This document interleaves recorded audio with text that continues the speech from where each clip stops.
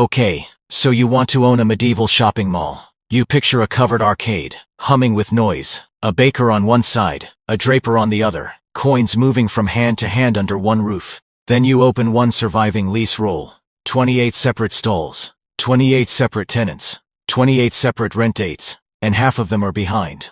That is the part the romantic version leaves out. Someone has to chase the rent, replace the rotten stall boards, settle the fights between the fishmonger and the poulterer over whose smell is worse, and find the money when 3 tenants default in the same quarter. We're going behind the counter and into the accounts.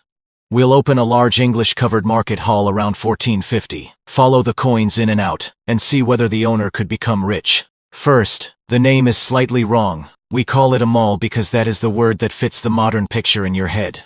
In late medieval England, the business you are imagining, a permanent covered structure, holding dozens of specialist traders under shared ownership, was properly a market hall, and the grandest versions were exchanges.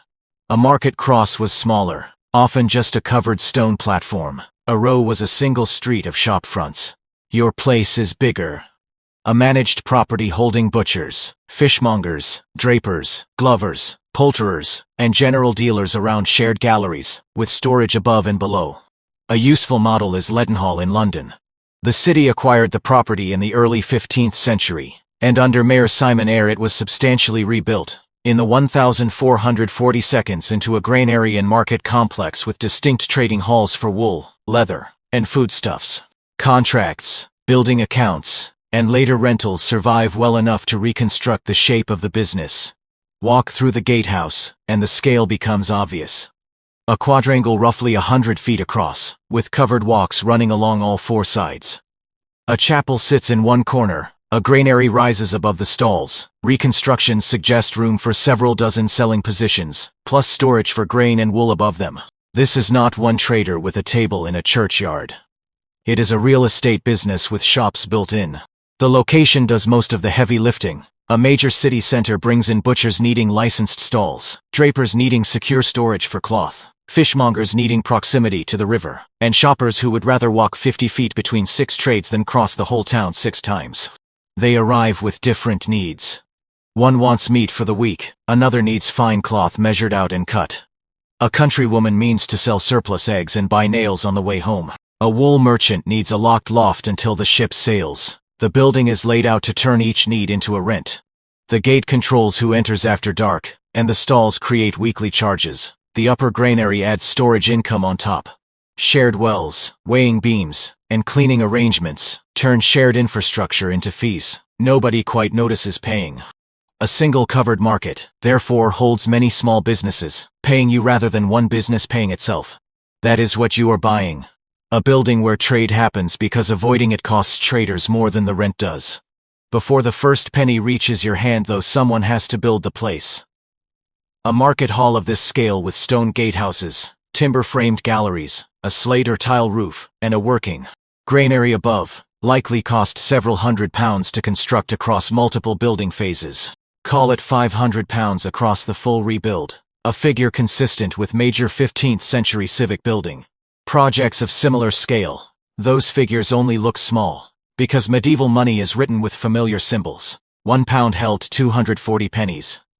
So £500 meant 120,000 silver pennies. Now compare that with a working wage. A skilled carpenter earned around 5 pence a day. Divide 120,000 by 5, and you get 24,000 days of skilled labor. At roughly 260 working days a year, the building represented almost 92 years of one carpenter's wages. Nearly a full working lifetime, spent in timber and stone before a single stall opened. Fortunately for you, that £500 probably is not your bill. A civic body or guild typically owns the property outright.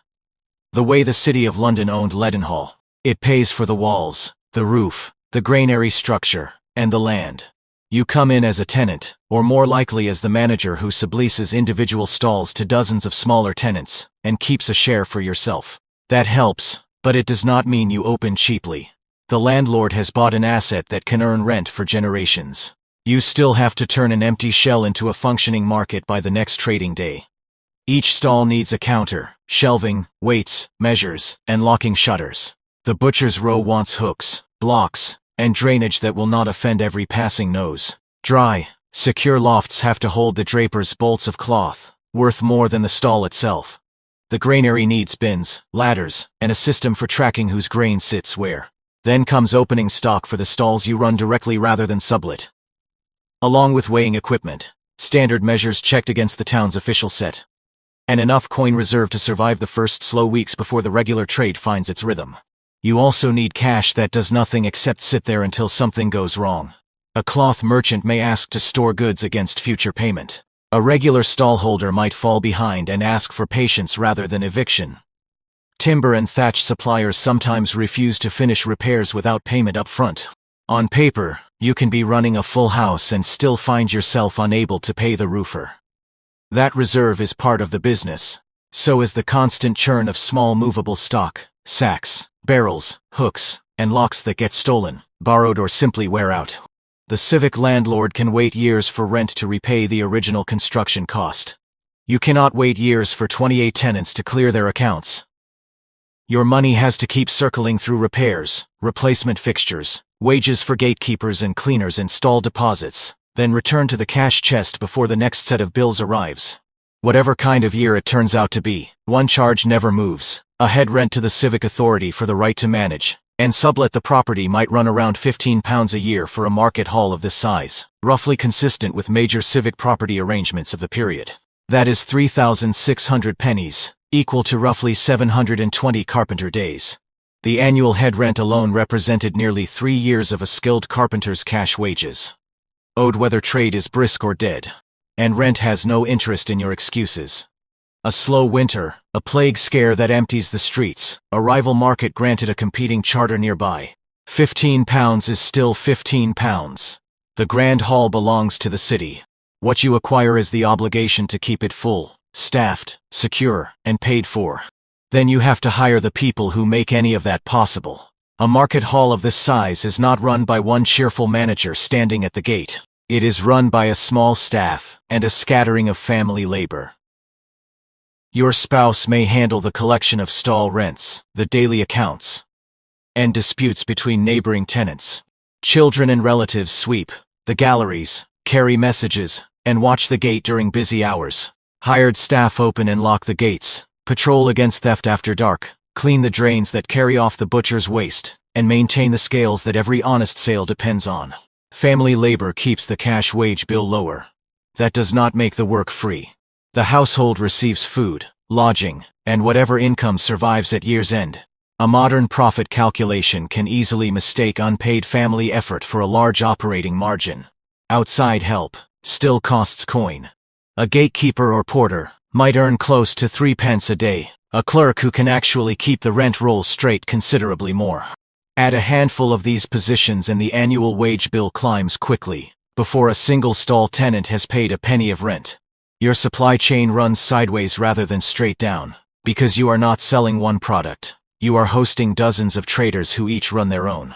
But the shared infrastructure still touches everything. The granary above the stalls needs constant attention, turning grain to prevent spoilage, guarding against rats and damp, tracking whose sacks are whose. Fuel for any communal ovens or the gatehouse brazier is a constant drain. Roofs, gutters, and floorboards need repair on a rolling basis, because 28 stalls generate wear that one household never would. Water for washing the meat stalls and clearing the drains has to be carried or channeled daily. None of this is fatal alone. Together, it wears down the margin steadily, the way it wears down any landlord who owns a building full of other people's businesses. By this point, you have fixed head rent, a labor-heavy household, constant physical maintenance, tenants who occasionally vanish owing money, and traders who blame you personally for every rat, leak, and quarrel. It sounds dreadful. The reason people still wanted to run these places is that the revenue was far broader than the stall rent suggested. Stall rent is the obvious income. It is also the easiest one to overestimate, because it depends entirely on tenants staying solvent, and solvency in a medieval market was never guaranteed. The better business is scattered across everything. A covered market lets you charge for that an open street market cannot. Start with storage. The granary turns your building into a warehouse as much as a marketplace, and grain merchants will pay well to keep stock dry, secure, and close to the point of sale. Then there is weighing and measuring. Every honest transaction in the hall depends on standard weights, and controlling the scales lets you charge a small fee on the larger trades passing through. The way a modern exchange charges for using its infrastructure rather than for the goods themselves. Gate tolls on carts bringing goods in add another steady trickle. And a covered hall extends the trading day past what an open street stall can manage because candles and enclosed space let business continue after weather or darkness would have closed an outdoor market. And every extra hour is another hour of tolls, fees and rent justified. Relationships, not the ledger, hold the more revealing income. Once dozens of specialist traders occupy the same building, information moves faster than goods do. A draper hears from a fishmonger that the roads from the coast are flooded, and fish will be scarce, and adjusts his own credit terms with customers accordingly.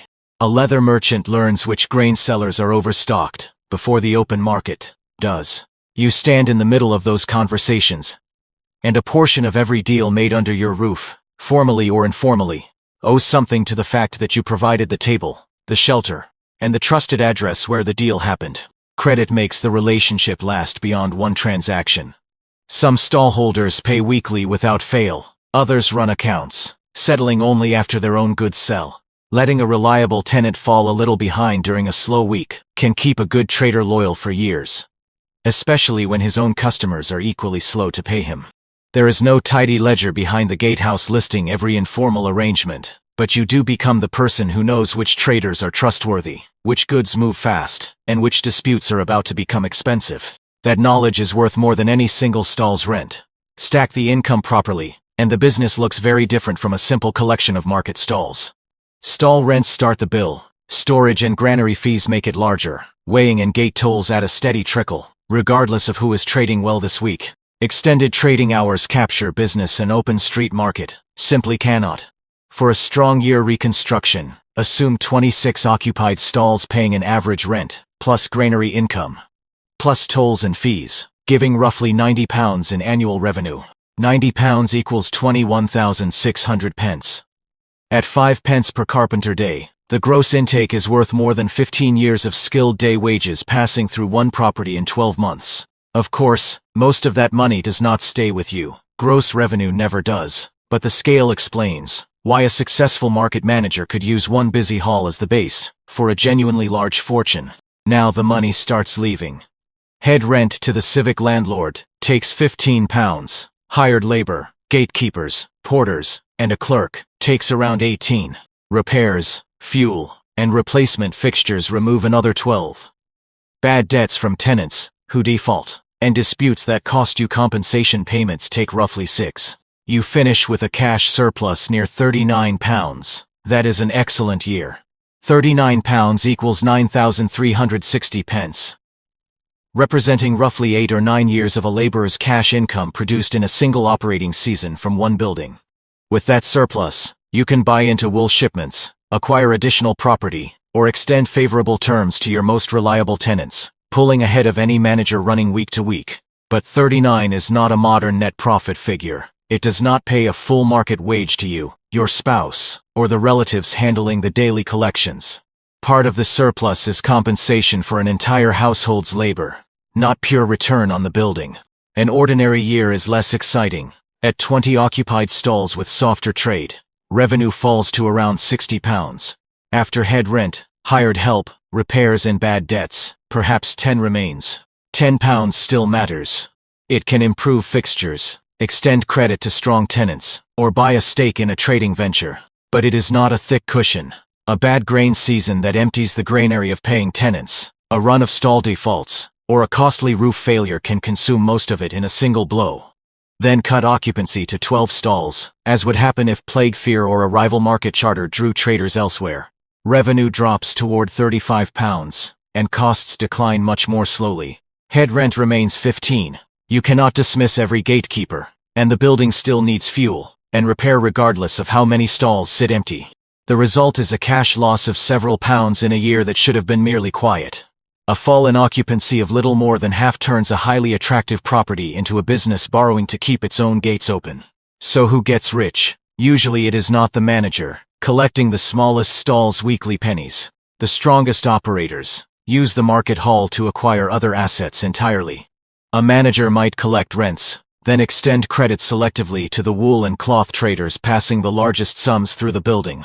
That trust and capital could then buy directly into shipments, acquire land, and eventually support a run at civic office. Prosperous London aldermen of the period frequently followed exactly this path, beginning as market and guild officials before entering city government and international trade themselves. He did not become powerful by charging the fairest stall rents in the city. The hall gave him traffic, information, credit relationships, and deal flow. He turned those advantages into cloth stock, land, and office. That is the route to wealth. Secure the site, keep the head rent survivable, control the gate and the scales, and lend only to tenants likely to repay. Then move the surplus into assets that do not depend on next week's occupancy. Could you become rich owning a medieval shopping mall? Yes, but the hall is only the starting point. Run it as a simple row of rented stalls, and you may earn a modest, steady living. Run it as a storage, credit, and information business wrapped around dozens of smaller trades, and it can open the door to a real fortune. Misjudge rent occupancy, tenant credit, or maintenance, and your name may survive only as a line of unpaid arrears in the civic rent roll. The medieval market hall earned money from everything an open street stall could not offer. A trader needed dry storage, honest scales, shelter from weather, security after dark, and a trusted place to meet other traders and strike a deal. By the time goods reached your gate, trading in the open street had become slower, riskier, and less certain than trading under your roof. The city owned the timber and the land. You carried the operating risk. Your profit sat in the space between the fixed head rent and the dozens of small charges you could collect from every stall, every sack, every scale reading and every deal struck beneath your galleries. On a busy site in a strong year, that space could lift a market manager into land office and lasting influence. In a weak year, it filled with empty stalls, unpaid rents, spoiled grain, and a head rent that still came due regardless. You thought you were opening a row of shops. What you were really opening was a marketplace built around trust, storage, and the simple fact that gathering everyone's trade under one roof made avoiding your gate more expensive than paying for it. The stalls got the trader through the door,